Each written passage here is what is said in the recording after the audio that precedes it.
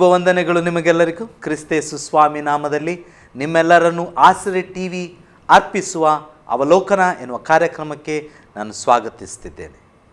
ಪ್ರಿಯವರೇ, ಅವಲೋಕನ ಕಾರ್ಯಕ್ರಮದಲ್ಲಿ ನಾವು ಕೆಲವೊಂದು ವಾಕ್ಯಗಳ ಮೇಲೆ ಅಥವಾ ದೇವರು ತಮ್ಮೊಂದಿಗೆ ಹೇಳಿದಂಥ ಅನೇಕ ನಿರ್ಧಾರಗಳ ಮೇಲೆ, ಅನೇಕ ವಿಷಯಗಳ ಮೇಲೆ ಬೆಳಕು ಚೆಲ್ಲುವಂಥ ಕಾರ್ಯಕ್ರಮ ಇದಾಗಿದೆ. ನಾವೀಗಾಗಲೇ ಅನೇಕ ಕಾರ್ಯಕ್ರಮಗಳನ್ನು ಪ್ರಸಾರ ಮಾಡಿದೆವು. ಅವಲೋಕನ ಕಾರ್ಯಕ್ರಮಗಳು ನಿಮಗೆಲ್ಲರಿಗೂ ಬಹಳ ಸಂತೋಷವನ್ನು ಕೊಟ್ಟಿತ್ತು ಎಂಬುದನ್ನು ಕೇಳಿ ನಾವು ಬಹಳ ಸಂತೋಷಿಸ್ತೇವೆ. ಹಿರಿಯರೇ, ಇಂದು ಅವಲೋಕನ ಕಾರ್ಯಕ್ರಮದಲ್ಲಿ ನಮ್ಮ ಮಧ್ಯದಲ್ಲಿ ಪಾಸ್ಟರ್ ಜಾನ್ ಸುನಿಲ್ ಡಿಸೋಜರ್ ಅವರಿದ್ದಾರೆ. ಪಾಸ್ಟರ್, ನಿಮ್ಮನ್ನು ಈ ಕಾರ್ಯಕ್ರಮಕ್ಕೆ ಸ್ವಾಗತ. ಪಾಸ್ಟರ್, ಈ ಕಾರ್ಯಕ್ರಮದಲ್ಲಿ ನಾವು ಕೆಲವು ವಿಷಯಗಳ ಮೇಲೆ ನಾವು ಬೆಳಕನ್ನು ಚೆಲ್ಲಲಿಕ್ಕೆ ನಾವು ಇಷ್ಟಪಡ್ತೇವೆ.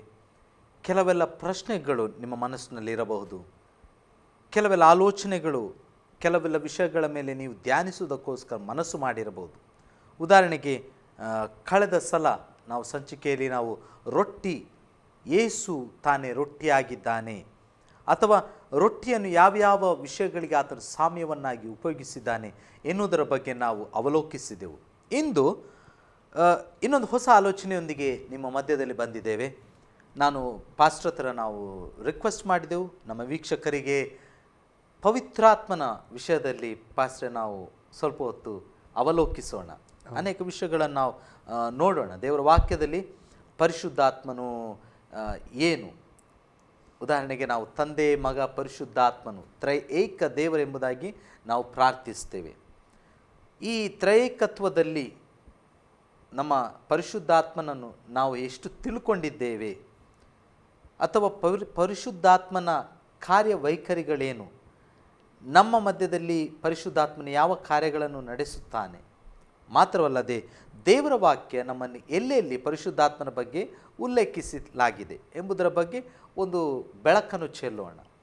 ಅದರ ಮಧ್ಯದಲ್ಲಿ ಕೆಲವು ಪ್ರಶ್ನೆಗಳನ್ನು ನಾವು ಕೇಳ್ತೇವೆ ಪಾಸ್ಟರ್ ಹತ್ರ, ಯಾಕಂದರೆ ಅನೇಕ ಪ್ರಶ್ನೆಗಳು ಜನರ ಮನಸ್ಸಲ್ಲಿರುವ ಪ್ರಶ್ನೆಗಳನ್ನೇ ನಾನು ನಿಮ್ಮ ಹತ್ರ ಕೇಳ್ತೇನೆ ಪಾಸ್ಟರ್. ಮೊದಲಿಗೆ ನಾವು ದೇವರ ವಾಕ್ಯದಲ್ಲಿ ಪರಿಶುದ್ಧಾತ್ಮನ ಬಗ್ಗೆ ನೋಡುವಾಗ, ಲೂಕನು ಬರೆದ ಸುವಾರ್ತೆ 35ನೇ ವಚನದಲ್ಲಿ ಒಂದು ವಾಕ್ಯ ಬರ್ತದೆ. 1ನೇ ಅಧ್ಯಾಯ 35ನೇ ವಚನದಲ್ಲಿ, ಲೂಕನು ಬರೆದ ಸುವಾರ್ತೆ 1ನೇ ಅಧ್ಯಾಯ 35ನೇ ವಚನದಲ್ಲಿ ನಮ್ಮ ಇಂದಿನ ಅವಲೋಕನದ ವಿಷಯ ಪರಿಶುದ್ಧಾತ್ಮನೆಂಬುದಾಗಿ. ಸೊ ಪರಿಶುದ್ಧಾತ್ಮನ ಬಗ್ಗೆ ಅನೇಕ ವಿಷಯಗಳನ್ನು ನಾವು ತಿಳ್ಕೊಳ್ಳಿಕ್ಕೆ ಹೋಗ್ತೇವೆ. ಅದರಲ್ಲಿ ಮೊದಲನೇದಾಗಿ, ದೇವದೂತನು ಬಂದು ಮರಿಯಳಲ್ಲಿ ಹೇಳುವಂಥ ಒಂದು ಮಾತುಂಟಿಲ್ಲಿ. ಅಲ್ಲಿ ಮೊದಲ ಬಾರಿಗೆ ನಾನು ನೆನೆಸ್ತೇನೆ ಪರಿಶುದ್ಧಾತ್ಮನ ಉಲ್ಲೇಖ ಆದದ್ದು ಅಲ್ವಾ? ಹೌದು ಅಲ್ಲ ಪಾಸ್ಟರ್? ಹೊಸ ಒಡಂಬಡಿಕೆಯಲ್ಲಿ ಮೊದಲ ಬಾರಿಗೆ ಉಲ್ಲೇಖ ಆಗಿದೆ. ಅಲ್ಲಿ ಹೀಗೆ ಬರೆದಿದೆ, ನಿನ್ನ ಮೇಲೆ ಪವಿತ್ರಾತ್ಮನು ಬರುವನು, ಪರಾತ್ಪರನ ಶಕ್ತಿಯ ನೆರಳು ನಿನ್ನ ಮೇಲೆ ಬೀಳುವುದು, ಅದರಿಂದ ಹುಟ್ಟುವ ಆ ಪವಿತ್ರ ಶಿಶು ದೇವರ ಮಗನೆನಿಸಿಕೊಳ್ಳುವುದು. ಇಲ್ಲಿ ನಾವು ನೋಡ್ತೇವೆ ಮೊದಲ ಬಾರಿಗೆ ಪರಿಶುದ್ಧಾತ್ಮನ ಉಲ್ಲೇಖ ಆಗಿದೆ. ಇನ್ನೊಂದು ಸ್ಥಳ ನಾವು ನೋಡಬೇಕಾದ್ರೆ, ಯೇಸು ಜನರೆಲ್ಲ ದೀಕ್ಷಾ ಸ್ನಾನ ಮಾಡಿಸಿಕೊಂಡಾಗ ಯೇಸು ಸಹ ಸ್ನಾನ ಮಾಡಿಸಿಕೊಂಡು ಪ್ರಾರ್ಥನೆ ಮಾಡುತ್ತಿರುವಲ್ಲಿ ಆಕಾಶವು ತೆರೆಯಿತು ಮತ್ತು ಪವಿತ್ರಾತ್ಮನು ದೇಹಾಕಾರವಾಗಿ ಪಾರಿವಾಳದ ಹಾಗೆ ಆತನ ಮೇಲೆ ಇಳಿದನು ಅಂತೇಳಿ ಇನ್ನೊಂದು ಕಡೆಯಲ್ಲಿ ಉಲ್ಲೇಖವಾಗಿದೆ. ಸೊ ಇದೆರಡು ಕಡೆ ಆರಂಭದಲ್ಲಿ ಪರಿಶುದ್ಧಾತ್ಮನ ಬಗ್ಗೆ ಉಲ್ಲೇಖ ಆಗಿದೆ. ಮೂರನೇದು, ಯೇಸು ತಾನೇ ಪರಿಶುದ್ಧಾತ್ಮನ ಬಗ್ಗೆ ಉಲ್ಲೇಖವನ್ನು ಮಾಡ್ತಾನೆ. ನಾನು ನಿಮ್ಮ ಬಳಿಗೆ ಒಬ್ಬ ಸಹಾಯಕನನ್ನು ಕಳುಹಿಸ್ತೇನೆ, ಆತನು ಸತ್ಯದ ಆತ್ಮನು. ನಾವೆಲ್ಲರೂ ಒಪ್ಪಿಕೊಳ್ಳಲೇಬೇಕಾದ ವಿಷಯ ಇದು. ಪರಿಶುದ್ಧಾತ್ಮನ ಬಗ್ಗೆ ಯೇಸು ಸ್ವಾಮಿ ಮಾತಾಡ್ತಾನೆ. ಈಗ ಪಾಸ್ಟ್ರೆ, ನೀವೀಗ ನಮಗೆ ಕೆಲವು ವಿಷಯಗಳ ಮೇಲೆ ಪರಿಶುದ್ಧಾತ್ಮನು ಯಾರು, ನೀವು ಏನೆಂಬುದಾಗಿ ಹೇಳ್ತೀರಿ ಪರಿಶುದ್ಧಾತ್ಮನ ಬಗ್ಗೆ? ಪವಿತ್ರಾತ್ಮನ ಕುರಿತಾಗಿ ಅನೇಕ ವ್ಯಕ್ತಿಗಳಲ್ಲಿ ಕೆಲವೆಲ್ಲ ಗೊಂದಲಗಳು ಇರಬಹುದು. ಹೌದು. ಕಾರಣ ಏನಂದರೆ, ಕೆಲವರು ಹೇಳ್ತಾರೆ ವ್ಯಕ್ತಿ, ಇನ್ನು ಕೆಲವರು ಹೇಳ್ತಾರೆ ಶಕ್ತಿ, ಇನ್ನು ಕೆಲವರು ಹೇಳ್ತಾರೆ ಒಂದು ಐಸಿನಂತೆ ತಂಪಾಗಿರುವವನು, ಇನ್ನು ಕೆಲವರು ಹೇಳ್ತಾರೆ ಪಾರಿವಾಳದಾಗಿರ್ತಾನೆ ಎಂಬುದಾಗಿ ಬೇರೆ ಬೇರೆ ರೀತಿಯಂಥ ಭಿನ್ನಾಭಿಪ್ರಾಯಗಳನ್ನು ನಾವು ಇವತ್ತಿನ ಒಂದು ಲೋಕದಲ್ಲಿ ನಾವು ಜನರಲ್ಲಿ ನಾವು ಕಾಣ್ತೇವೆ. ಆದರೆ ಸತ್ಯವೇದವನ್ನು ಸರಿಯಾದ ರೀತಿಯಲ್ಲಿ ನಾವು ಅಭ್ಯಾಸ ಮಾಡುವುದಾದರೆ ಪರಿಶುದ್ಧಾತ್ಮನ ಕುರಿತಾಗಿ ನಮಗೆ ಬೇಕಾದಂಥ ಒಂದು ಉತ್ತರ ನಮಗೆ ಸಿಗ್ತದೆ. ಹೌದು. ಮೊದಲು ನಾವು ತಿಳ್ಕೋಬೇಕು ಪವಿತ್ರಾತ್ಮನು ಯಾರು ಎಂಬುದಾಗಿ. ನೀವು ಕೇಳಿದಂಥ ಪ್ರಶ್ನೆ, ಪವಿತ್ರಾತ್ಮನು ಯಾರು? ಮೊದಲದಾಗಿ ಪರಿಶುದ್ಧಾತ್ಮನು ದೇವರಾಗಿದ್ದಾನೆ ಎಂಬುದಾಗಿ ತಿಳ್ಕೋಬೇಕು.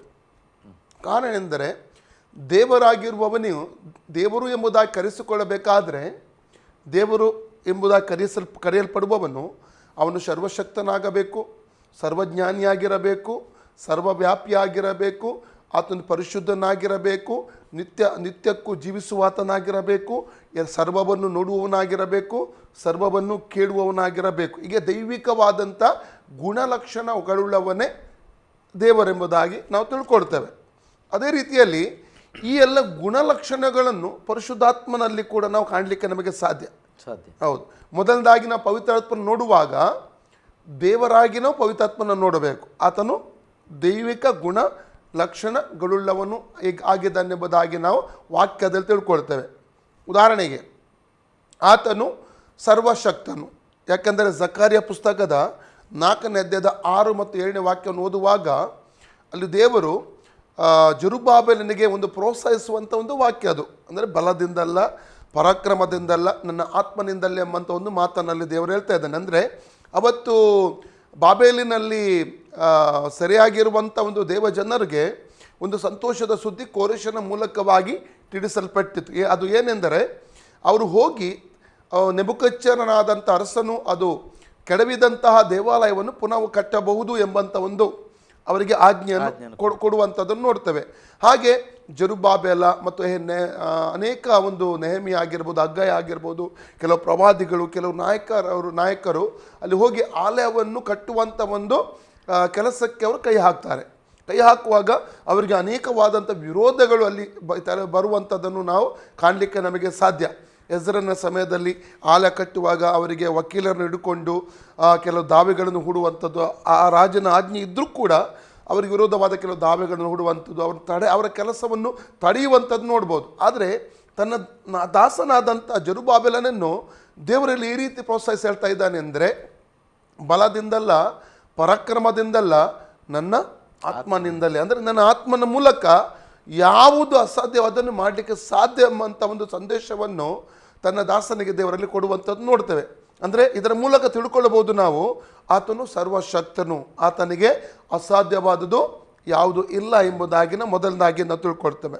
ಎರಡನೇದಾಗಿ ಆತನು ಸರ್ವಜ್ಞಾನಿಯಾಗಿದ್ದಾನೆ. ನಾವು 1 ಕೊರಿಂಥ 2ನೇ ಅಧ್ಯಾಯದ 12ರಿಂದ 14ನೇ ವಾಕ್ಯವನ್ನು ಓದುವಾಗ ದೇವರಾತ್ಮನ ಎಲ್ಲ ಯೋಚನೆಗಳನ್ನು ಆತನು ತಿಳ್ಕೊಂಡಿದ್ದಾನೆ, ದೇವರ ಮನಸ್ಸನ್ನು ಆತನು ಅರ್ಥ ಮಾಡಿಕೊಂಡಿದ್ದಾನೆ ಎಂಬುದಾಗಿ ಅಲ್ಲಿ ನಾವು ನೋಡ್ತೇವೆ. ಆತನು ಸರ್ವಜ್ಞಾನಿ, ಆತನಿಗೆ ಮರೆಯಾಗಿ ಇರುವಂಥದ್ದು ಯಾವುದು ಕೂಡ ಇಲ್ಲ ಈ ಲೋಕದಲ್ಲಿ. ಆತನು ಸರ್ವಜ್ಞಾನಿ.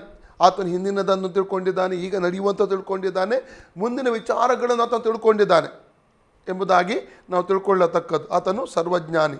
ಮತ್ತು ಮೂರನೇದಾಗಿ ಆತನು ಸೃಷ್ಟಿಕರ್ತನಾಗಿದ್ದಾನೆ. ನಾವು ಯೋಬನ ಪುಸ್ತಕ 33ನೇ ಅಧ್ಯಾಯದ 4ನೇ ವಾಕ್ಯವನ್ನು ಓದುವುದಾದರೆ, ಆತನು ನಿರ್ಮಿಸುವ ಆತ್ಮನು, ನಿರ್ಮಾಣ ಮಾಡುವ ಆತನೆಂಬುದಾಗಿ ಯೋಬನಲ್ಲಿ ಉಲ್ಲೇಖಿಸಿ ಹೇಳ್ತಾ ಇದ್ದಾನೆ. ಆತನು ಸೃಷ್ಟಿಕರ್ತನು. ಉದಾಹರಣೆಗೆ ಆದಿಕಾಂಡ 1ನೇ ಅಧ್ಯಾಯ 1 ಮತ್ತು 2ನೇ ವಾಕ್ಯವನ್ನು ಧ್ಯಾನಿಸುವಾಗ ದೇವರು ತನ್ನ ಸೃಷ್ಟಿ ಕಾರ್ಯದಲ್ಲಿ ಈ ಕ್ರಮ ಇಲ್ಲದಂಥ ಒಂದು ಭೂಮಿ ಮತ್ತು ಆಕಾಶವನ್ನು ಕ್ರಮಪಡಿಸುವಂಥ ಸಂದರ್ಭದಲ್ಲಿ ಆದಿಯಲ್ಲಿ ದೇವರು ಭೂಮಿ ಮತ್ತು ಆಕಾಶವನ್ನು ಉಂಟು ಮಾಡಿದನು. ಈ ಆದಿ ಎಂಬುದಾಗಿ ಹೇಳುವಂಥದ್ದು ಅನೇಕ ಕೋಟ್ಯಾನುಕೋಟಿ ವರ್ಷಗಳ ಹಿಂದಿನ ಒಂದು ಚರಿತ್ರೆ ಅದು. ಅದಂತೆ 2ನೇ ವಾಕ್ಯಕ್ಕೆ ದೇವರು ಬರುವಾಗ ಅಲ್ಲಿ ಸ್ಪಷ್ಟವಾಗಿ ಹೇಳ್ತಾ ಇದೆ, ಜಲರಾಶಿಗಳ ಮೇಲೆ ದೇವರಾತ್ಮನು ಆದಿಸಾಗರದ ಮೇಲೆ ಕತ್ತಲಿತ್ತು ಮತ್ತು ಜಲರಾಶಿಗಳ ಮೇಲೆ ದೇವರಾತ್ಮನು ಚಲಿಸುತ್ತಾ ಇದ್ದಾನೆಂಬಂಥ ಒಂದು ಮಾತನ್ನು ಅಲ್ಲಿ ನಾವು ನೋಡ್ತಾ ಇದ್ದೇವೆ. ಇಲ್ಲಿ ಪವಿತ್ರಾತ್ಮನ ಇಲ್ಲಿ ಕೂಡ ನಾವು ನೋಡ್ತೇವೆ. ಅಂದರೆ ಅಲ್ಲಿ ಇನ್ನು ಮೂಲ ಭಾಷೆಗೆ ನಾವು ಹೋಗುವುದಾದರೆ ಪವಿತ್ರಾತ್ಮನು ಕಾಯುತ್ತಾ ಇದ್ದನು, ವೆಯ್ಟ್ ಮಾಡ್ತಾ ಇದ್ದ. ಅಂದರೆ ದೇವರ ಬಾಯಿಂದ ಬರುವಂಥ ಒಂದು ಮಾತಿಗೋಸ್ಕರ ಎದುರು ನೋಡ್ತಾ ಇದ್ದ. ದೇವರ ಬಾಯಿಂದ ಬರುವಂಥ ಮಾತು ಅಂದರೆ ಯೇಸು ಸ್ವಾಮಿ, ಆತನಿಗೆ ವಾಕ್ಯವಾದ ಆತನು. ನಾವು ಪ್ರಕಟಣೆ ಪುಸ್ತಕ 19ನೇ ಅಧ್ಯಾಯದಲ್ಲಿ 15, 16 ವಾಕ್ಯ ಓದುವುದಾದರೆ ಆತನು ಕೊಡಲ್ಪಟ್ಟ ಇನ್ನೊಂದು ಹೆಸರು ಅದು ವಾಕ್ಯ ಎಂಬುದಾಗಿ ಯೇಸುವಿಗೆ. ಮತ್ತು ಯೋಹನ್ನನ ಸುವಾರ್ತೆ 1ನೇ ಅಧ್ಯಾಯ 1 ಮತ್ತು 2ನೇ ವಾಕ್ಯದಲ್ಲಿ ಕೂಡ ನಾವು ನೋಡ್ತೇವೆ, ಆದಿಯಲ್ಲಿ ವಾಕ್ಯ ಬಿತ್ತು, ವಾಕ್ಯವು ದೇವರಾಗಿತ್ತು, ವಾಕ್ಯವು ದೇವರ ಬಳಿಯಲ್ಲಿತ್ತು. ಮತ್ತು ಯೋಹನ್ನನ ಸುವಾರ್ತೆ 1:14 ಆತನು ವಾಕ್ಯವೆಂಬಾತನ ನರತಾರವಿತ್ತೆ ನಮ್ಮ ಮಧ್ಯದಲ್ಲಿ ಆತನು ವಾಸ ಮಾಡಿದನೆಂಬುದು ಕೂಡ ನೋಡ್ತಾರೆ. ಅಂದರೆ ದೇವರ ಬಾಯಿಂದ ಬರುವಂಥ ವಾರ್ತೆ ಅದು ಯೇಸು ಸ್ವಾಮಿಯಾಗಿದ್ದ. ಯಾವಾಗ ದೇವರ ಬಾಯಿಂದ ವಾಕ್ಯ ಬಂತು, ವಾರ್ತೆ ಬಂತು, ಅಲ್ಲಿ ದೇವರ ಆತ್ಮನು ಕೆಲಸ ಮಾಡಲಿಕ್ಕೆ ಅಲ್ಲಿ ಆರಂಭ ಮಾಡಿಸಿದ. ಅಂದರೆ ಆತನು ಸೃಷ್ಟಿಕರ್ತನು ಎಂಬುದಾಗಿ ನಾವು ತಿಳಿದುಕೊಳ್ಳಬೇಕದ್ದು. ನಾಲ್ಕನೇದಾಗಿ ಆತನು ಸರ್ವವ್ಯಾಪಿಯಾಗಿದ್ದಾನೆ. 139ನೇ ಕೀರ್ತನೆ 1-8 ವಾಕ್ಯನ ಓದುವುದಾದರೆ, ನಾನು ಕೂರುವುದು ಏಳುವುದು ನಿನಗೆ ತಿಳಿದಿದೆ, ಗೊತ್ತಿದೆ. ಅಂದರೆ ನಿನ್ನ ಆತ್ಮಕ್ಕೆ ತಪ್ಪಿಸಿಕೊಂಡು ನಾನು ಎಲ್ಲಿಗೆ ಹೋಗಲಿ ಎಂಬಂಥ ಮಾತನ್ನು ಅಲ್ಲಿ ದಾವೀದನು ಹೇಳ್ತಾ ಇದ್ದಾನೆ. ಅಂದರೆ ದೇವನ ಆತ್ಮನನ್ನು ನಾವು ತಪ್ಪಿಸಿಕೊಂಡು ಎಲ್ಲಿ ಕೂಡ ಹೋಗಲಿಕ್ಕೆ ಸಾಧ್ಯವಿಲ್ಲ. ಅಂದರೆ ಆತನು ಸರ್ವವ್ಯಾಪಿ, ಎಲ್ಲ ಕಡೆಗಳಲ್ಲಿ ಆತನು ವ್ಯಾಪಿಸುವಾತನೆಂಬುದಾಗಿ ನಾವು ತಿಳಿದುಕೊಳ್ಳುವುದಕ್ಕೆ ನಮಗೆ ಸಾಧ್ಯವಾಗುತ್ತದೆ. ಮತ್ತು ಆತನು ಪರಿಶುದ್ಧಾತ್ಮನು, ಆತನ ಹೆಸರೇ ಹೇಳುವಂತೆ ಆತನು ಪರಿಶುದ್ಧನು ಎಂಬುದಾಗಿ ನಾವು ತಿಳ್ಕೊಳ್ಳತಕ್ಕದ್ದು. ಆರನೇದಾಗಿ ಇಬ್ರಿಯ ಪುಸ್ತಕದ 9-14 ವಾಕ್ಯ ಓದುವಾಗ ಆತನು ನಿತ್ಯ ಆತ್ಮನೆಂಬುದಾಗಿ ಹೇಳಲ್ಪಟ್ಟಿದೆ. ಅಂದರೆ ನಿತ್ಯಕ್ಕೂ ಆತನು ಜೀವಿಸುವ ಆತನು ಎಂಬುದಾಗಿ ನಾವು ತಿಳ್ಕೊಳ್ಳತಕ್ಕದ್ದು. ಎಲ್ಲ ಗುಣಲಕ್ಷಣಗಳ ಮೂಲಕವಾಗಿ ನಾವು ತಿಳ್ಕೊಳ್ಳತಕ್ಕದ್ದು ಆತನು ದೇವರು. ಮೊದಲನೇದಾಗಿ ಆತನು ದೇವರಾಗಿದ್ದಾನೆ. ಎರಡನೇದಾಗಿ ಪರಿಶುದ್ಧಾತ್ಮನು ವ್ಯಕ್ತಿತ್ವವುಳ್ಳವನು. ಹೇಗೆ ನಮಗೆ ಒಂದು ವ್ಯಕ್ತಿತ್ವ ಇದೆ, ಪವಿತ್ರಾತ್ಮನಿಗೊಂದು ವ್ಯಕ್ತಿತ್ವ ಇದೆ. ಆದಿಕಾಂಡ 1-26 ವಾಕ್ಯ ಓದುವಾಗ ದೇವರು ಈ ಆದಿಯಲ್ಲಿ ನಾವು ನೋಡುವುದಾದರೆ ಮನುಷ್ಯನನ್ನು ಉಂಟು ಮಾಡುವಂಥ ಒಂದು ಸಂದರ್ಭದಲ್ಲಿ ನಮ್ಮ ಸ್ವರೂಪದಲ್ಲಿ ಮನುಷ್ಯನನ್ನು ಉಂಟು ಮಾಡೋಣ ಎಂಬುದಾಗಿ ಹೇಳಿ ದೇವರು ತನ್ನ ಸ್ವರೂಪದಲ್ಲಿ ಮನುಷ್ಯನು ಉಂಟು ಮಾಡ್ತಾ ಇದ್ದಾನೆ ಎಂಬುದಾಗಿ ನಾವು ನೋಡಲಿಕ್ಕೆ ನಮಗೆ ಸಾಧ್ಯ. ಹೇಗೆ ನಮಗೆ ಒಂದು ವ್ಯಕ್ತಿತ್ವ ಇದೆ, ಮನುಷ್ಯರಿಗೆ ಒಂದು ವ್ಯಕ್ತಿತ್ವ ಇದೆ, ಅದೇ ರೀತಿ ಪರಿಶುದ್ಧಾತ್ಮನಿಗೂ ಕೂಡ ವ್ಯಕ್ತಿತ್ವ ಇದೆ. ಆತ ವ್ಯಕ್ತಿತ್ವ ಉಳ್ಳವನು. ಆತನಿಗೂ ಕೂಡ ನಮ್ಮ ಹಾಗೆ ಭಾವನೆಗಳಿವೆ, ಭಾವನೆಗಳುಳ್ಳವನು. ಭಾವನೆಗಳನ್ನು ಕೂಡ ಪವಿತ್ರಾತ್ಮನು ವ್ಯಕ್ತಪಡಿಸುವಾತನೆಂಬುದಾಗಿ ನಾವು ನೋಡಲಿಕ್ಕೆ ಸಾಧ್ಯ. ನೀವು ಉದಾಹರಣೆಗೆ ಯೋಹನ್ನನ ಸುವಾರ್ತೆ 16ನೇ ಅಧ್ಯಾಯ 7-15 ವಾಕ್ಯನ ಓದುವುದಾದರೆ ಅಲ್ಲಿ 13 ಸ್ಥಳಗಳಲ್ಲಿ ಪುರುಷ ನಾಮಾಂಕಿತವಾದಂಥ ಒಂದು ಪದವನ್ನು, ಅಂದರೆ ಅವನು, ಆತನು, ಸಹಾಯಕನು, ಬರುವನು, ಬಂದನು ಎಂಬಂತ ಒಂದು ಪದಗಳನ್ನು ಪವಿತ್ರಾತ್ಮನನ್ನು ಸೂಚಿಸುವಾಗ ಅಲ್ಲಿ ಬಳಸಲಾಗಿದೆ. ಬಂದಿತು, ಹೋಯಿತು, ಬರುವುದು, ಬರುತ್ತದೆ, ಆ ರೀತಿಯಲ್ಲಿ ಅಲ್ಲ. ನಪುಂಸಕತ್ವ ಒಂದು ಏನ್ ಹೇಳ್ತಾರೆ, ಆ ವಾಕ್ಯಗಳನ್ನು ಪ್ರಯೋಗಿಸಲಿಲ್ಲ. ಅದನ್ನು ಒಂದು ವ್ಯಕ್ತಿಯನ್ನೇ ಪ್ರಯೋಗಿಸಿಕೊಂಡು, ಹೌದು, ಅಂದ್ರೆ ಅವನ ವ್ಯಕ್ತಿತ್ವ ಉಳ್ಳವನು. ಇನ್ನೊಂದು ವ್ಯಕ್ತಿತ್ವಕ್ಕೆ ಇನ್ನೊಂದು ವಾಕ್ಯ ನೀವು ಬಹಳ ವೇಗವಾಗಿ ತೆಗಿಬಹುದು. ಹೇಳಿ. ಆತನ ಹೇಳ್ತಾನೆ, ಆತನು ಗುಪ್ತವಾದ ಸ್ಥಳದಲ್ಲಿ ನಮ್ಮ ಹೃದಯದ ಕಠಿಣತ್ವಕ್ಕೋಸ್ಕರ ಆತನು ಅಳುತ್ತಾನೆ ಅಂತೇಳಿ ಅನ್ನುವಂಥದ್ದು ವಾಕ್ಯ. ನಾವು ಮಾನಸಾಂತರವನ್ನು ಪಡೆದೇ ಇರುವ ಸಮಯದಲ್ಲಿ ನಮ್ಮ ಹೃದಯದ ಕಾಠಿಣ್ಯತೆ. ಏಷ್ಯಾ 63:10 ವಾಕ್ಯ ತೆಗೀರಿ ನೋಡುವ. ಓಕೆ. ಅವರಾದರೂ ಎದುರು ಬಿದ್ದು ಆತನ ಪವಿತ್ರಾತ್ಮನನ್ನು ದುಃಖಪಡಿಸಿದರು. ಆದ್ದರಿಂದ ಆತನು ಮಾರ್ಪಟ್ಟು ಅವರಿಗೆ ಶತ್ರುವಾಗಿ ತಾನೇ ಅವರೊಂದಿಗೆ ಹೋರಾಡಿದನು. ಇಲ್ಲಿ ಕೂಡ ವ್ಯಕ್ತಿತ್ವವನ್ನು ಅದು ಸೂಚಿಸ್ತದೆ. ಓಕೆ, ಪಾಸ್ಟರ್ ನೀವು ಹೇಳ್ತಿದ್ದೀರಿ ಪರಿಶುದ್ಧಾತ್ಮನು ವ್ಯಕ್ತಿತ್ವವನ್ನು ಉಳ್ಳವನು ಅಂತ. ಇಲ್ಲಿ ಈಗ ಎಫೆಸದವರಿಗೆ ಬರೆದ ಪತ್ರಿಕೆ 4ನೇ ಅಧ್ಯಾಯ 30ನೇ ವಚನ ಸಹ ಹೇಳ್ತದೆ, ದೇವರ ಪವಿತ್ರಾತ್ಮನನ್ನು ದುಃಖಪಡಿಸಬೇಡಿರಿ ಅಂತೇಳಿ ಅಲ್ಲ.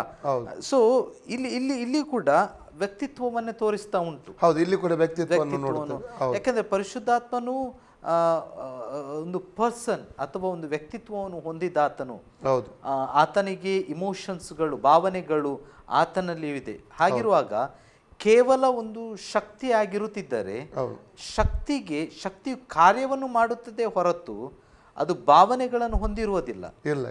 ಪರಿಶುದ್ಧಾತ್ಮನನ್ನು ದುಃಖಿಸಬೇಡಿರಿ, ಮತ್ತೆ ಪರಿಶುದ್ಧಾತ್ಮನ ವಿರುದ್ಧವಾಗಿ ನೀವು ಕಾರ್ಯವನ್ನು ಮಾಡಬೇಡಿರಿ, ಅಥವಾ ನೀವು ಯಾರನ್ನು ದುಃಖಪಡಿಸಬಹುದು ಅಥವಾ ಪರಿಶುದ್ಧಾತ್ಮನನ್ನು ದುಃಖಪಡಿಸಬೇಡಿರಿ. ದೇವರ ವಾಕ್ಯ ಬಹಳ ಸ್ಪಷ್ಟವಾಗಿ ಬರೀತದೆ. ಯಾಕಂದ್ರೆ ನೀವು ಕ್ಷಮೆ ಇಲ್ಲದಂತ ಪರಿಸ್ಥಿತಿಗಳು ಮುಂದೆ ವಾಕ್ಯ 12:31 ಲೂಕ 12:10 ಬಹಳ ಸ್ಪಷ್ಟವಾಗಿ ಬರೆದಿದೆ. ಅದರ ಅರ್ಥ ನೋಡಿ, ಪರಿಶುದ್ಧಾತ್ಮನು ದೇವರಿಗೆ ವ್ಯಕ್ತಿತ್ವ ಇದೆ, ದೇವರು ಇದ್ದಾನೆ. ಯೇಸು ಸ್ವಾಮಿಯು ವ್ಯಕ್ತಿತ್ವ, ಅದು ಅಫ್ಕೋರ್ಸ್ ನಮಗೆ ಭಾಳ ಸ್ಪಷ್ಟವಾಗಿ ಆತನು ತನ್ನ ಜೀವಿತಾವಧಿಯಲ್ಲಿ ನಮಗೆ ತೋರ್ಪಡಿಸಿಕೊಟ್ಟನು. ಮೂರನೇದಾಗಿ ಪರಿಶುದ್ಧಾತ್ಮನ ವಿಷಯ ಬರುವಾಗಲೂ ಕೂಡ ಈ ಎಲ್ಲ ಗುಣಗಳನ್ನು ಹೊಂದಿದ್ದ ಆತನು ಒಬ್ಬ ವ್ಯಕ್ತಿತ್ವವನ್ನು ಹೊಂದಿದಾತನೇ. ಆತನಿಗೆ ಪರ್ಸನಾಲಿಟಿ ಇತ್ತು.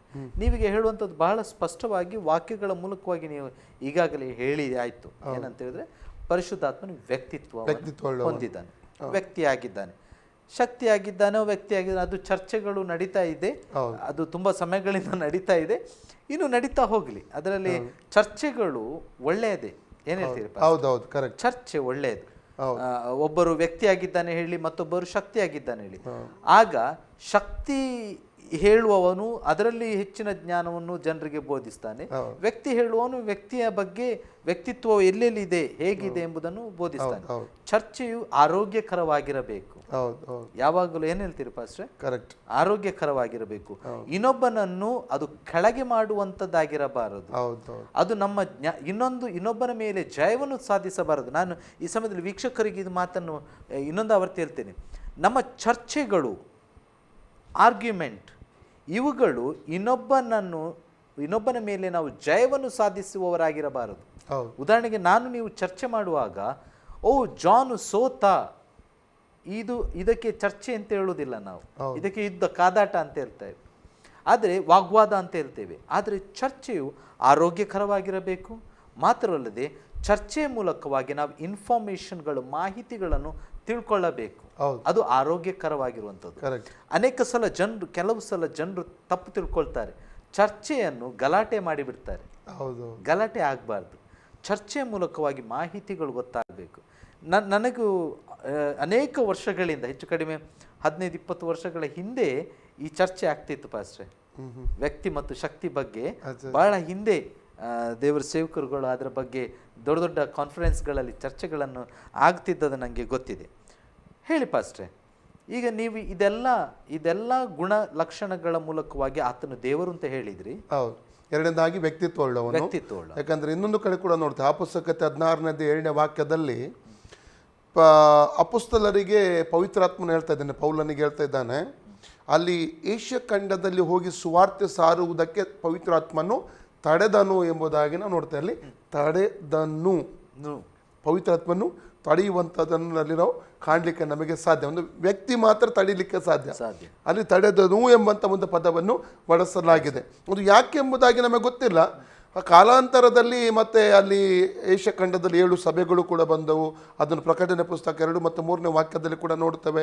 ಏಷ್ಯ ಖಂಡದಲ್ಲೆಲ್ಲ ಸುವಾರ್ತೆ ಪಟ್ಟಿರುವಂಥದ್ದನ್ನು ಅಲ್ಲಿ ನೋಡ್ತೇವೆ. ಅದು ಆ ಸಂದರ್ಭಕ್ಕೆ ಅನುಗುಣವಾಗಿ ಪವಿತ್ರಾತ್ಮನ ಅವರಿಗೂ ಒಂದು ಮಾರ್ಗದರ್ಶನ ಮಾಡ್ತಾ ಇದ್ದಾನೆ. ಅಂದರೆ ತಡೆಯುತ್ತಾ ಇರುವಂಥದ್ದು. ಆ ಸಮಯ ಅದು ಆಗಿರಲಿಲ್ಲ, ದೇವರ ಸಮಯ ಅಂತ ಕಾಣ್ತದೆ. ಪವಿತ್ರಾತ್ಮನ ತಡೆದ ಎಂಬುದಾಗಿ ನೋಡ್ತೇವೆ.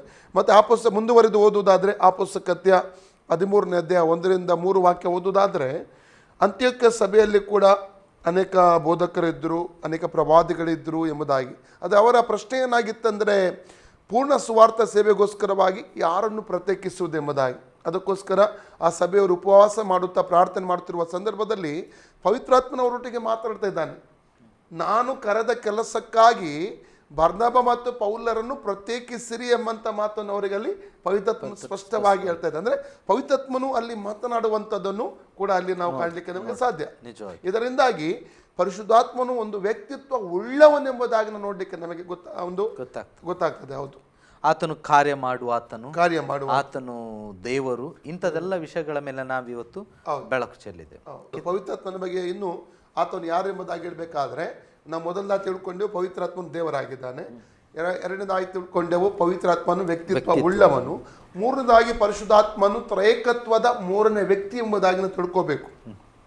ನಮ್ಮ ದೇವರು ತ್ರೇಕನು ಎಂಬುದಾಗಿ ನಾವು ತಿಳ್ಕೊತೇವೆ. ಮತ್ತಾಯನ ಸುವಾರ್ತೆ 28ನೇ ಅಧ್ಯಾಯದ 19ನೇ ವಚನದಲ್ಲಿ ಕರ್ತನಾದ ಯೇಸು ಸ್ವಾಮಿ ಸ್ವರ್ಗಾರೋಹಣ ಆಗುವುದಕ್ಕಿಂತ ಮುಂಚೆ ಎಣ್ಣೆ ಮರಗಳ ಗುಡ್ಡದಲ್ಲಿ ನಿಂತಂಥ ತನ್ನ ಶಿಷ್ಯರಿಗೆ 16-20 ವಾಕ್ಯ ಅಲ್ಲಿ ಕೊಡುವಂಥ ಒಂದು ಉಪದೇಶ ಆಗಿತ್ತು. ಅದರಲ್ಲಿ ಪ್ರಾಮುಖ್ಯವಾದದ್ದು ಯಾವುದು?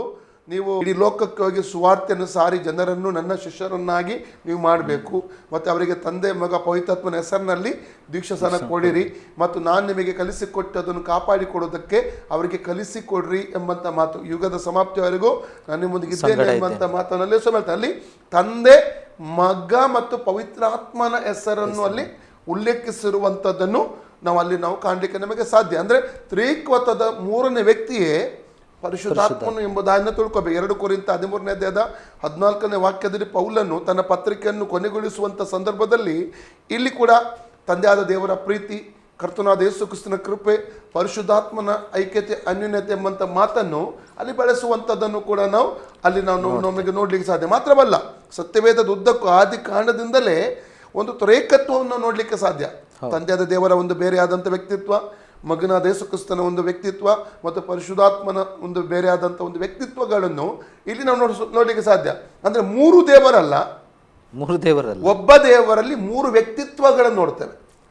ಒಬ್ಬನೇ ದೇವರಲ್ಲಿ ಇರುವಂಥ ಮೂರು ವ್ಯಕ್ತಿತ್ವಗಳು. ಧರ್ಮೋಪದೇಶಕಾಂಡ 6:4 ಹೇಳ್ತದೆ, ದೇವರು ಒಬ್ಬನೇ ಆಗಿದ್ದಾನೆ. ಆದರೆ ಆ ಒಬ್ಬನೇ ದೇವರಲ್ಲಿರುವ ಮೂರು ವ್ಯಕ್ತಿತ್ವಗಳನ್ನು ತಂದೆ, ಮಗ, ಪರಿಶುದ್ಧಾತ್ಮನಾಗಿ ನಾವು ಕಾಣಲಿಕ್ಕೆ ನಮಗೆ ಸಾಧ್ಯ.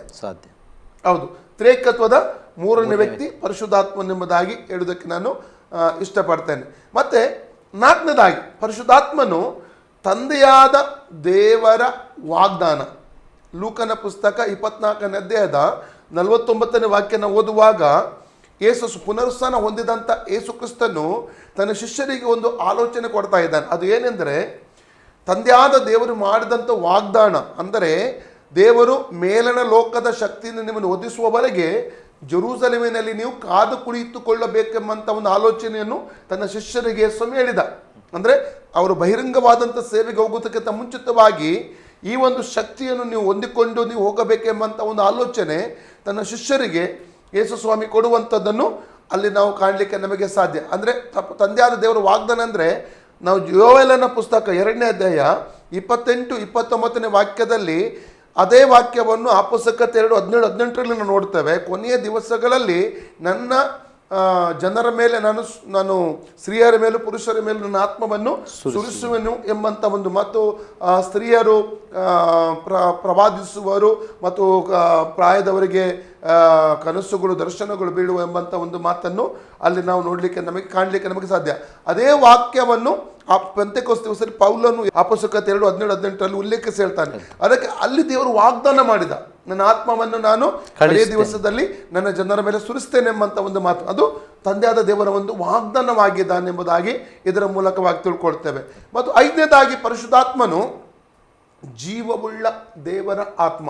2 ಕೊರಿಂಥ 3:3, 2 ಕೊರಿಂಥ 3ನೇ ಅಧ್ಯಾಯ 3ನೇ ವಾಕ್ಯದಲ್ಲಿ ನಾವು ಸ್ಪಷ್ಟವಾಗಿ ನೋಡ್ತೇವೆ, ಜೀವವುಳ್ಳ ದೇವರ ಆತ್ಮನಾಗಿದ್ದಾನೆಂಬುದಾಗಿ ನಾನು ನೋಡ್ತೇವೆ. ಪವಿತ್ರಾತ್ಮನು ಜೀವವುಳ್ಳ ದೇವರ ಆತ್ಮನೆಂಬುದಾಗಿ ಅಲ್ಲಿ ಸ್ಪಷ್ಟವಾಗಿ ಉಲ್ಲೇಖಿಸಲಾಗಿದೆ. 6ನೇದಾಗಿ, 1 ಪೇತ್ರ 1ನೇ ಅಧ್ಯಾಯ 11ನೇ ವಾಕ್ಯದಲ್ಲಿ ನಾವು ಓದುತ್ತೇವೆ, ಪವಿತ್ರಾತ್ಮನು ಕ್ರಿಸ್ತನ ಆತ್ಮನಾಗಿದ್ದಾನೆ. ಪರಿಶುದ್ಧಾತ್ಮನು ಕರ್ತನಾದ ಯೇಸು ಕ್ರಿಸ್ತನ ಒಂದು ಆತ್ಮನು ಎಂಬುದಾಗಿ ನಾವು ನೋಡಲಿಕ್ಕೆ ನಮಗೆ ಸಾಧ್ಯ. 7ನೇದಾಗಿ, ಯೋಹನನ ಸುವಾರ್ತೆ 14ನೇ ಅಧ್ಯಾಯ 16-17ನೇ ವಾಕ್ಯದಲ್ಲಿ ನೋಡುತ್ತೇವೆ, ಯೇಸು ಕ್ರಿಸ್ತನ ವಾಗ್ದಾನ. ಅಲ್ಲಿ ಯೇಸು ಒಂದು ಮಾತು ಹೇಳ್ತಿದ್ದಾನೆ, ನಾನು ತಂದೆಯ ಬಳಿಯಲ್ಲಿ ಬೇಡಿಕೊಳ್ಳುವೆನು ಮತ್ತು ಆತ ನಿಮಗೊಬ್ಬ ಸಹಾಯಕನನ್ನು ಕಳಿಸಿಕೊಡುವನು, ಆತನು ಸದಾಕಾಲ ನಿಮ್ಮ ಜೊತೆಯಲ್ಲಿ ವಾಸ ಮಾಡುವನೆಂಬುದಾಗಿ ಅಲ್ಲಿ ಕರ್ತನಾದ ಯೇಸು ಸ್ವಾಮಿಯು ಹೇಳಿರುವಂಥದ್ದನ್ನು ಅಲ್ಲಿ ನಮಗೆ ಕಾಣಲಿಕ್ಕೆ ನಮಗೆ ಸಾಧ್ಯವಾಗ್ತದೆ. ಅಂದರೆ ಇದರಿಂದಾಗಿ ಅದನ್ನು ತಿಳ್ಕೋಬೇಕು, ಯೇಸು ಸ್ವಾಮಿಯ ಕೂಡ ಒಂದು ವಾಗ್ದಾನ ಪರಿಶುದ್ಧಾತ್ಮನೆಂಬಂಥ ಒಂದು ಮಾತನ್ನು ಅಲ್ಲಿ ಕಾಣಲಿಕ್ಕೆ ನಮಗೆ ಸಾಧ್ಯ. ಕಾರಣ ಎಂದರೆ ಯೇಸು ಸ್ವಾಮಿಯ ಸೇವೆಯ ಕೊನೆಯ ದಿವಸಗಳಲ್ಲಿ ಯೇಸು ಪದೇ ತನ್ನ ಮರಣ ಪುನರುತ್ಥಾನದ ಕುರಿತಾಗಿ ಶಿಷ್ಯರೊಂದಿಗೆ ಮಾತಾಡುವಾಗ ಅವ್ರ ದುಃಖ, ವೇದನೆ, ಕಳವಳಗಳು ಅವರು ಹೊರದಲ್ಲಿದ್ದವು. ಯೋಹನ ಸುವಾರ್ತೆ 14ನೇ ಅಧ್ಯಾಯ 1, 2, 3 ವಾಕ್ಯ ಓದುವಾಗ, ನೀವು ಕಳವಳಗೊಳ್ಳದಿರಿ, ನನ್ನ ತಂದೆಯಲ್ಲಿ ನಂಬಿಕೆ ಇಡಿರಿ, ನನ್ನಲ್ಲಿ ನಂಬಿಕೆ ಇಡಿರಿ, ನನ್ನ ತಂದೆಯ ಮನೆಯಲ್ಲಿ ಅನೇಕ ಬಿಡಾರಗಳಿವೆ, ನಾನು ಹೋಗಿ ನಿಮಗಾಗಿ ಸ್ಥಳವನ್ನು ಸಿದ್ಧ ಮಾಡ್ತೇನೆ ಮತ್ತು ತಿರುಗಿ ಬಂದು ನಾನು ನಿಮ್ಮನ್ನು ನನ್ನ ಜೊತೆ ಕರ್ಕೊಂಡು ಹೋಗ್ತೇನೆ, ಯಾಕಂದರೆ ನಾನಿರುವಲ್ಲಿ ನೀವಿರಬೇಕು. ಪುನಃ ಯೋಹನನ ಸುವಾರ್ತೆ 14:18ರಲ್ಲಿ, ನಾನು ನಿಮ್ಮನ್ನು ಅನಾಥರನ್ನಾಗಿ ಬಿಟ್ಟು ಹೋಗುವುದಿಲ್ಲ ಎಂಬಂಥ ಮಾತನಾಗ, ಅಂದರೆ ಪವಿತ್ರಾತ್ಮನನ್ನು ಅಲ್ಲಿ 17ನೇ ವಾಕ್ಯದಲ್ಲಿ ಯೇಸುವಿನ ವಾಗ್ದಾನ ಮಾಡುವಂಥದ್ದನ್ನು ಅಲ್ಲಿ ನಾವು ಕಾಣ್ತೀವಿ. ಯೇಸು ಕ್ರಿಸ್ತನ ಒಂದು ವಾಗ್ದಾನವಾಗಿದ್ದಾನೆಂಬುದಾಗಿ ಇದರ ಮೂಲಕವಾಗಿ ನಾವು ತಿಳಿದುಕೊಳ್ಳೋದಕ್ಕೆ ನಮಗೆ ಸಾಧ್ಯವಾಗ್ತದೆ. ಈಗ ಪರಿಶುದ್ಧಾತ್ಮನ ಯಾರು ಅಂತ ನಮಗೆ ಗೊತ್ತಾಯ್ತು. ಈಗ ಇಷ್ಟೊತ್ತು ನಾವು ಕೇಳಿದ ರೀತಿಯಲ್ಲಿ ಆಲ್ಮೋಸ್ಟ್ ಎಲ್ಲ ವಿಷಯಗಳನ್ನು ನೀವೀಗ ಹೇಳಿ ಮುಗಿಸಿ ಆಯಿತು. ಈಗ ಇನ್ನೊಂದು ಪ್ರಶ್ನೆ ಏನಂದರೆ, ಈಗ ನಾನು ಒಬ್ಬ ಸಾಧಾರಣ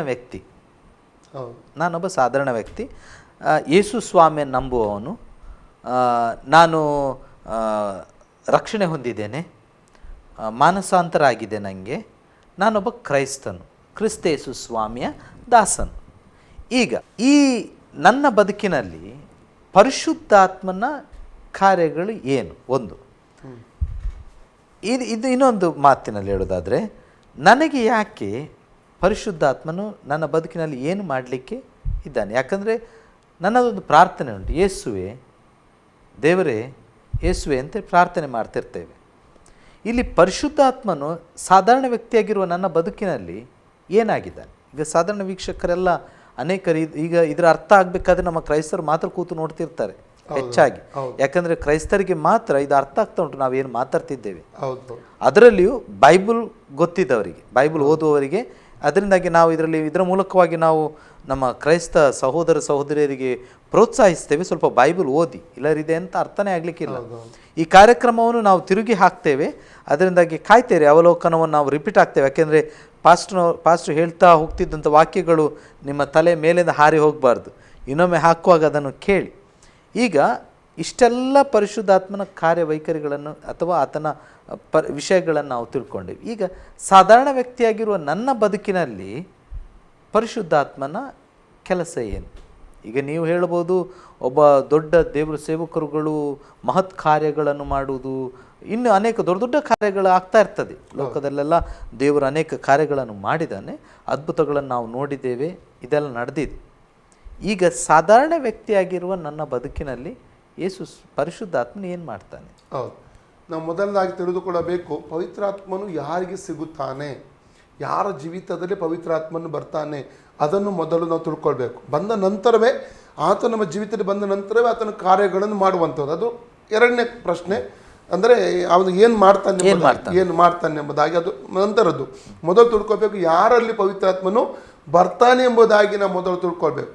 ಅದು ಅಂದರೆ ಒಬ್ಬ ಪಾಪಿಯಾದ ಮನುಷ್ಯನು, ಯಾಕಂದರೆ ದೇವರ ವಾಕ್ಯದ ಸ್ಪಷ್ಟವಾಗಿ ನಾವು ಓದ್ತೇವೆ, ರೋಮಪುರದ ಪತ್ರಿಕೆ 3ನೇ ಅಧ್ಯಾಯ 10ನೇ ವಾಕ್ಯ, ಯಾರು ಈ ಲೋಕದಲ್ಲಿ ನೀತಿವಂತರು ಇಲ್ಲ ಅಂತ ಸತ್ಯವೇದ ಹೇಳ್ತದೆ. ಮಾತ್ರವಲ್ಲ ರೋಮ 3:23ನೇ ವಾಕ್ಯ, ಎಲ್ಲರೂ ಪಾಪ ಮಾಡಿ ದೇವರ ಮಹಿಮೆಯನ್ನು ಕಳ್ಕೊಂಡಿದ್ದಾರೆ ಎಂಬುದಾಗಿ ನಾವು ನೋಡ್ತೇವೆ.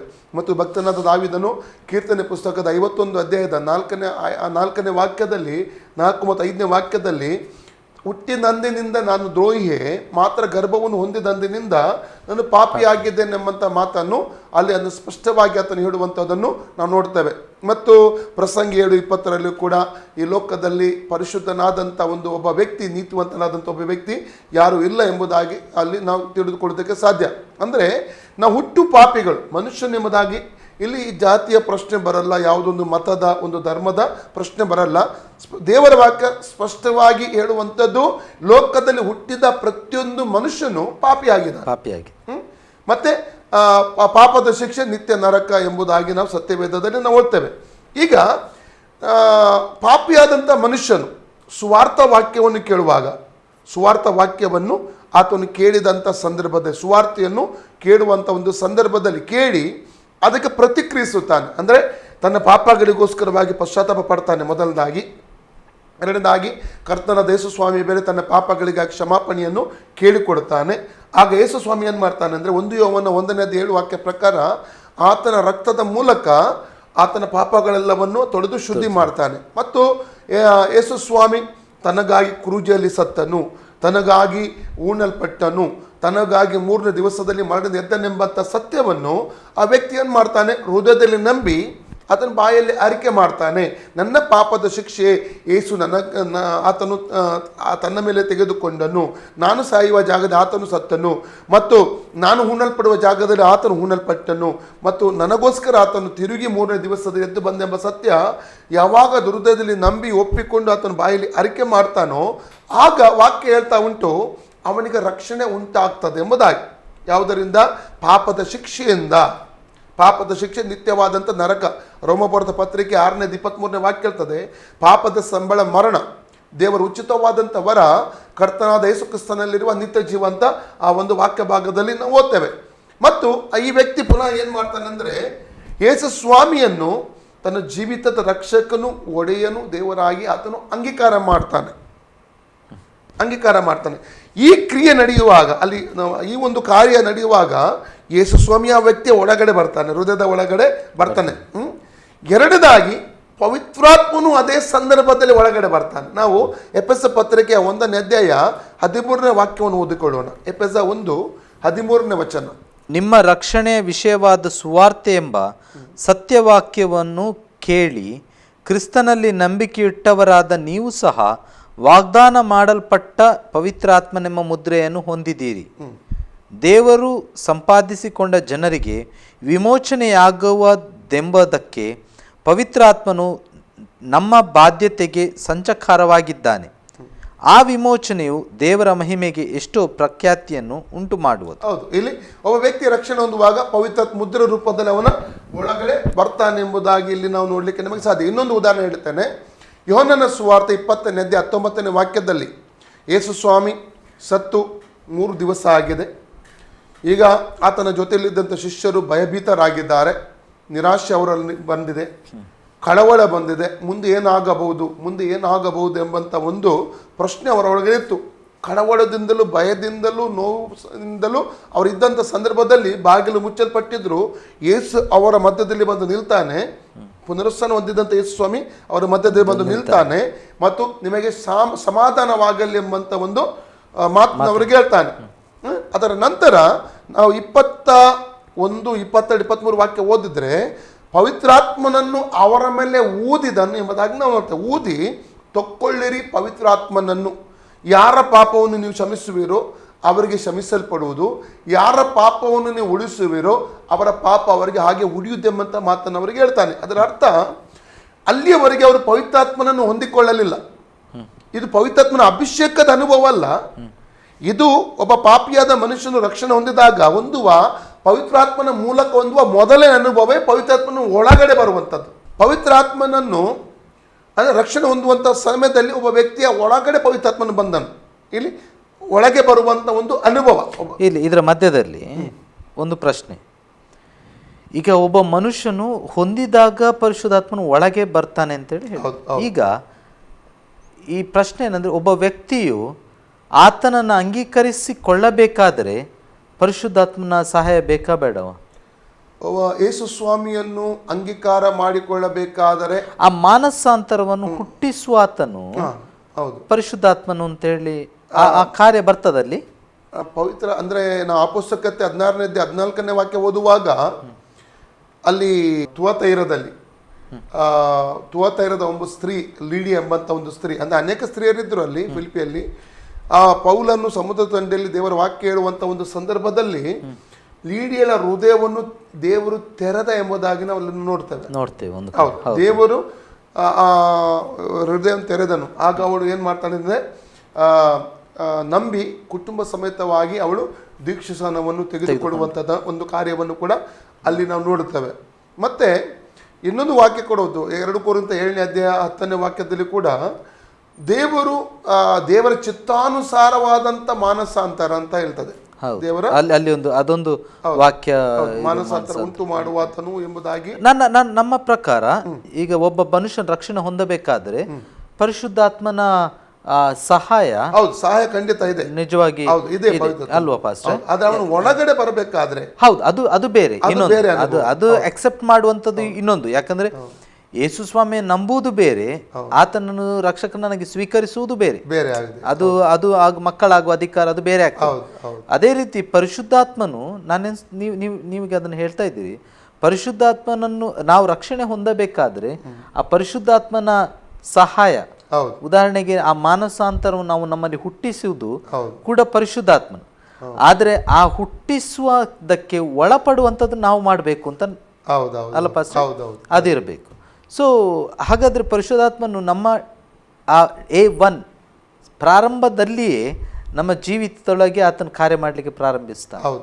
ಆತನ ಯಾಕಂದ್ರೆ ಅದು ನನಗೆ ಇಲ್ಲಿ ಇವತ್ತಿನ ನಮ್ಮ ಅವಲೋಕನದ ಮುಖ್ಯ ಉದ್ದೇಶ ಏನಂದರೆ, ಪರಿಶುದ್ಧಾತ್ಮ ನಮ್ಮ ಸಾಧಾರಣ ವ್ಯಕ್ತಿಗಳ ಬದುಕಿನಲ್ಲಿ ಆತನ ಎಷ್ಟು ಕೆಲಸವನ್ನು ಮಾಡ್ತಾನೆ, ಎಲ್ಲಿಂದ ಪ್ರಾರಂಭಿಸ್ತಾನೆ, ಹೇಗೆ ಕೆಲಸ, ಆತನ ಕಾರ್ಯರೂಪಗಳು ಏನು ನಮ್ಮ ಸಾಧಾರಣ ವ್ಯಕ್ತಿಗಳ ಬದುಕಿನಲ್ಲಿ. ಸೊ ಯಾಕಂತೇಳಿ ಇಲ್ಲಿ ನಮ್ಮ ವೀಕ್ಷಕರು ನಾವೆಲ್ಲ ಸಾಧಾರಣ ಜನರು ಇಲ್ಲಿ. ಅದರಿಂದಾಗಿ ಈಗ ಉದಾಹರಣೆಗೆ ಪರಿಶುದ್ಧಾತ್ಮನ ಮೂಲಕವಾಗಿ ಮಹತ್ಕಾರ್ಯಗಳೇನು ಹೇಳಿದರೆ ನಮಗೆ ಸಮಯ ಸಾಕಾಗಲಿಕ್ಕಿಲ್ಲ. ಯಾಕಂದ್ರೆ ತುಂಬ ಉಂಟು, ತುಂಬ. ಇದು ಸಾಧಾರಣ ವ್ಯಕ್ತಿಗಳು. ನನಗೆ ಖಾಲಿ ಪರಿಶುದ್ಧಾತ್ಮನ ನಾನು ಆತನ ಸಹಾಯಕನು, ನಾನು ಹೀಗೆ ನಂಬಿಕೊಂಡು ಬಂದು. ಈಗ ನೀವು ರಕ್ಷಣೆಯನ್ನು ಹೊಂದಿದ ನಂತರ ಆತನು ಪ್ರವೇಶ ಒಳಗಡೆ ಬರ್ತಾನೆ. ಆದ್ರೆ ಈ ಕಾರ್ಯವನ್ನು ಮಾಡ್ಲಿಕ್ಕೂ ಕೂಡ ಪರಿಶುದ್ಧಾತ್ಮನೇ ಮಾಡ್ತಿದ್ದಾನೆ, ಪವಿತ್ರಾತ್ಮನೇ ಮಾಡ್ತಾನೆ. ಓಕೆ, ಮುಂದೆ ಹೇಳಿ ಪಾಸ್ಟರ್. ಆತನ ಆ ವ್ಯಕ್ತಿಯ ಒಳಗಡೆ ರಕ್ಷಣಾ ಸುವಾರ್ತೆಯನ್ನು ಕೇಳಿ ಆತನು ಯೇಸು ಸ್ವಾಮಿಯನ್ನು ಅಂಗೀಕಾರ ಮಾಡಿದಾಗ ಅವನ ಒಳಗಡೆ ಪವಿತ್ರಾತ್ಮನಲ್ಲಿ ಬರ್ತಾನೆ ಎಂಬುದಾಗಿ ನಾವು ತಿಳ್ಕೊಳ್ತೇವೆ. ಅದರ ನಂತರ ಪವಿತ್ರಾತ್ಮನ ಕಾರ್ಯಗಳು ಆ ವ್ಯಕ್ತಿಯ ಒಳಗಡೆ ಆರಂಭವಾಗ್ತದೆ. ಹೌದು, ಅನೇಕ ಕಾರ್ಯಗಳನ್ನು ಪವಿತ್ರಾತ್ಮನ ಅವನ ಜೀವಿತದಲ್ಲಿ ಮಾಡ್ತಾನೆ. ಉದಾಹರಣೆಗೆ ಮೊದಲನೇದಾಗಿ ನಾನು ಹೇಳಬೇಕಾದ್ರೆ ಯೋಹನ್ನನ ಸುವಾರ್ತೆ 14ನೇ ಅಧ್ಯಾಯ 26ನೇ ವಾಕ್ಯವನ್ನು ಓದುವಾಗ ಪವಿತ್ರಾತ್ಮನು ಉಪದೇಶವನ್ನು ಮಾಡ್ತಾನೆ ಎಂಬುದಾಗಿ, ಅಂದರೆ ಯೇಸು ಸ್ವಾಮಿ ಏನೆಲ್ಲ ಕಲಿಸಿದ್ದಾನೋ ಅದು ನೆನಪಿಗೆ ತರ್ತಾನೆ ಮತ್ತು ಉಪದೇಶ ಮಾಡ್ತಾನೆ ಎಂಬುದಾಗಿ ಅಲ್ಲಿ ನಾವು ನೋಡಲಿಕ್ಕೆ ನಮಗೆ ಸಾಧ್ಯ. ಅಂದರೆ ಪವಿತ್ರಾತ್ಮನ ಒಂದು ಕಾರ್ಯ, ಒಂದು ಯೇಸು ಸ್ವಾಮಿ ಉಪದೇಶ ನಮಗೆ ತಕ್ಕ ಸಮಯದಲ್ಲಿ ನೆನಪಿಗೆ ತರುವಂಥದ್ದು, ನಮ್ಮ ನೆನಪಿಗೆ ಆತ ತರ್ತಾನೆ. ಇಲ್ಲಿ ನಾನೊಂದು ಇದು ಮಾತನ್ನು ಹೇಳಲಿಕ್ಕೆ ಇಷ್ಟಪಡ್ತೇನೆ. ಇದು ಎಷ್ಟು ಕಾರ್ಯರೂಪದಲ್ಲಿ ಕಾಣ್ತಾ ಉಂಟು ಅಂತ ಹೇಳಿದರೆ, ಒಬ್ಬ ವ್ಯಕ್ತಿ ಯೇಸು ಸ್ವಾಮಿಯನ್ನು ಕಂಡುಕೊಂಡ ನಂತರ ನಾವಿಲ್ಲಿ ಅನೇಕ ಜನರನ್ನು ನಾವಿಲ್ಲಿ ಸಂಧಿಸಿದೆವು.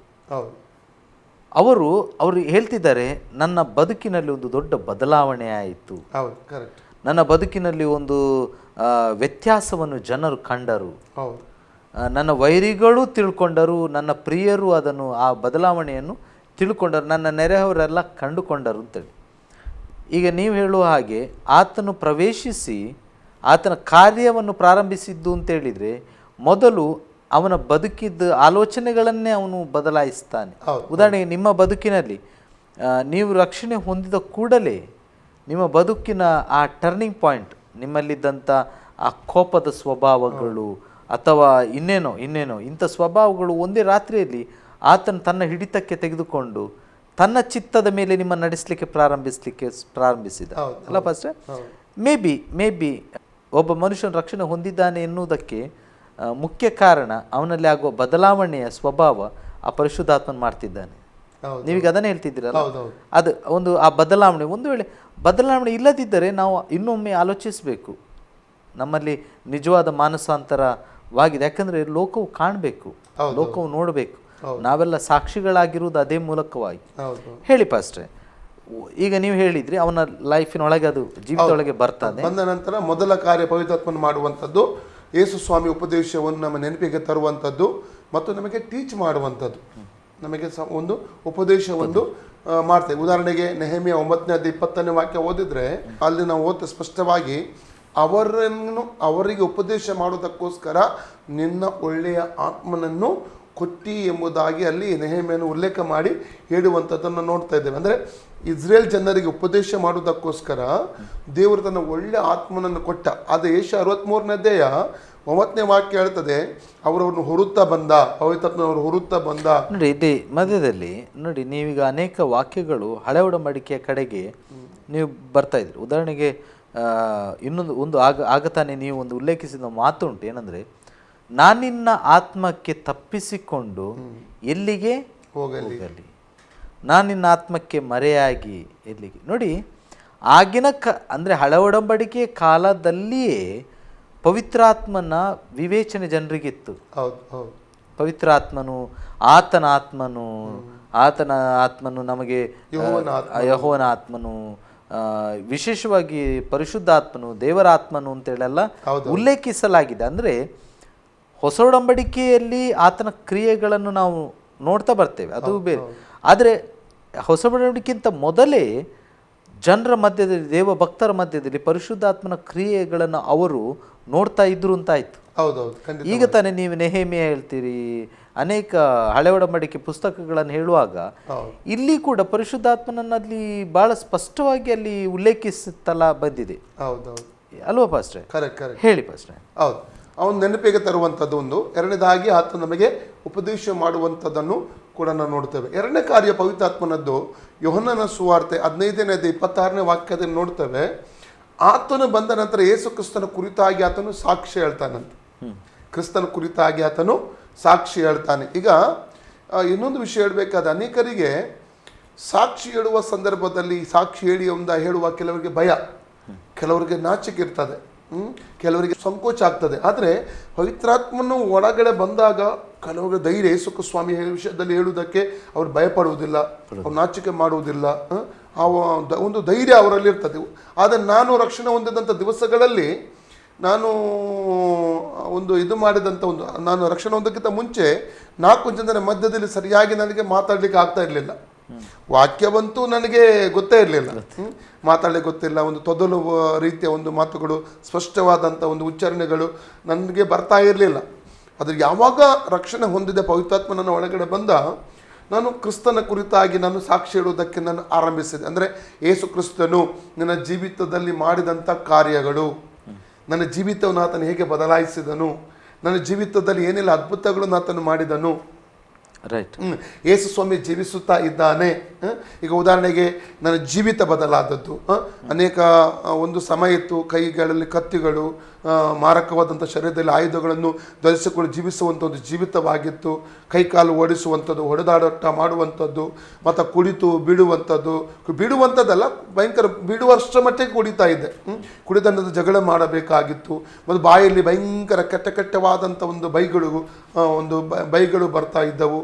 ಅಂಥ ಜೀವಿತ, ತಾಯಿ ನನಗೋಸ್ಕರ ಕಣ್ಣೀರಿನಿಂದ ಅಳುವಂಥದ್ದು, ಇದೆಲ್ಲ ಇತ್ತು. ಅಂದರೆ ಯಾವಾಗ ರಕ್ಷಣೆ ಹೊಂದಿ ಪವಿತ್ರಾತ್ಮನನ್ನ ಒಳಗಡೆ ಬಂದ, ನನ್ನ ಜೀವಿತ ಬದಲಾಯಿತು. ಹಾಗಾದರೆ ಯೇಸು ಸ್ವಾಮಿ ಮಾಡಿದಂಥ ಕಾರ್ಯಗಳನ್ನು ಸಾಕ್ಷಿ ರೂಪದಲ್ಲಿ ಹೇಳುವುದಕ್ಕೆ ನನಗೆ ಸಹಾಯ ಆಯಿತು. ಅದಕ್ಕೆ ಸಹಾಯ ಮಾಡಿದವನು ಯಾರು? ಕ್ರಿಸ್ತನ ಕುರಿತು ಸಾಕ್ಷಿ ಹೇಳುವುದಕ್ಕೆ ಪರಿಶುದ್ಧಾತ್ಮನಾಗಿದ್ದಾನೆ. ಈಗ ಯೇಸು ಸ್ವಾಮಿ ತಾನೇ ಹೇಳ್ತಾನೆ ಮಾತು, ಪರಿಶುದ್ಧಾತ್ಮನು ಆತ ನಿಮಗೆ ತನ್ನ ಬಗ್ಗೆ ಸಾಕ್ಷಿಯನ್ನು ಬಗ್ಗೆ ಸಾಕ್ಷಿಯನ್ನು ಹೇಳುವನು ಅಂತೇಳಿ. ಈಗ ಅದನ್ನು ಹೇಳ್ಬೇಕು ಯಾರು? ನಾವೇ ಹೇಳ್ಬೇಕು. ನಾವು ಹೇಳ್ಬೇಕು. ನಮ್ಮಲ್ಲಿ ಆತನು ಹುಟ್ಟಿಸ್ತಾನೆ. ಈಗ ಮೊದಲನೆಯದಾಗಿ ನಾವು ಪ್ರಾರಂಭದಿಂದ ಬರುವುದಾದ್ರೆ, ಆಗ ಯೇಸು ಸ್ವಾಮಿ ಪರಿಶುದ್ಧಾತ್ಮ ನಮಗೆ ಸಾಧಾರಣ ವ್ಯಕ್ತಿಗಳಾದ ನಮ್ಮ ಬದುಕಿನಲ್ಲಿ ಮೊದಲನೆಯದಾಗಿ ಆತನು ನಮ್ಮಲ್ಲಿ ಮಾನಸಾಂತರ ಹುಟ್ಟಿಸ್ತಾನೆ. ಎರಡನೇದಾಗಿ ಆತನು ನಮ್ಮೊಳಗೆ ಬರ್ತಾನೆ. ಬಂದು ನಮ್ಮ ಜೀವಿತದ ಆ ಅಧಿಕಾರವನ್ನು ತನ್ನ ಕೈಗಳಲ್ಲಿ ತೆಗೆದುಕೊಂಡು ನಮ್ಮ ನಾರ್ಮಲ್ ಸಾಧಾರಣವಾದ ಬದುಕನ್ನು ಬದಲಾಯಿಸ್ತಾನೆ. ನಾಲ್ಕನೇದಾಗಿ ಆತನು ನಮ್ಮ ಜೀವಿತದ ಮೂಲಕವಾಗಿ ಕ್ರಿಸ್ತೇಸು ಸ್ವಾಮಿನು ಸಾಕ್ಷಿಯನ್ನಾಗಿ ನುಡಿಸ್ತಾನೆ ನಮ್ಮ ಹತ್ರ. ಇದು ಒಬ್ಬ ಸಾಧಾರಣ ವ್ಯಕ್ತಿಯ ಜೀವಿತಗಳಲ್ಲಿ ಮಾತ್ರ.